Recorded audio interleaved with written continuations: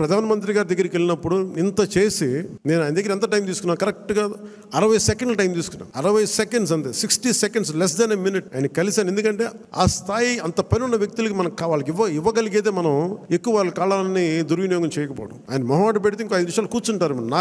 నాకు బాధ్యత ఉంది, అలాంటి వ్యక్తిని మనం ఎక్కువసేపు కూర్చోబెట్టకూడదని కరెక్ట్గా ఆయన ఒక 40-50 సెకండ్లు 60 సెకండ్లు అయిపోయి నేను బయలుదేరుతాను సార్, జస్ట్ ఒకసారి మేము కలిసి విష్ చేయడానికి వచ్చాను అంతే, అంతకుమించి చెప్పలా.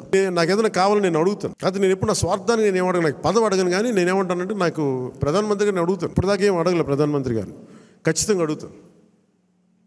రాష్ట్ర 5 కోట్ల మంది ప్రజల కోసం అడుగుతాను. ఇప్పుడు స్టీల్ ప్లాంట్ని ప్రైవేటీకరణ చేయకుండా పాసిబిలిటీ ఉందా, అలాగే మనకి విశాఖలో రైల్వే జోన్ కావాలి, అవన్నీ అడుగుతాను. అలాగే మనకి ఒక 20 లక్షల మందికి ఉద్యోగాలు రావాలని మన కూటమి ప్రభుత్వం అనుకుంటే దానికి తగ్గట్టుగా సర్వీస్ సెక్టర్ని ఎంత డెవలప్ చేయొచ్చు, ఇలాంటివన్నీ అడుగుతాను. పదవి అనేది మనకి బాధ్యత అవ్వాలి, కానీ అది ఒక ఫ్యాషన్ స్టేట్మెంట్, ఒక అలంకారం అవ్వకూడదు.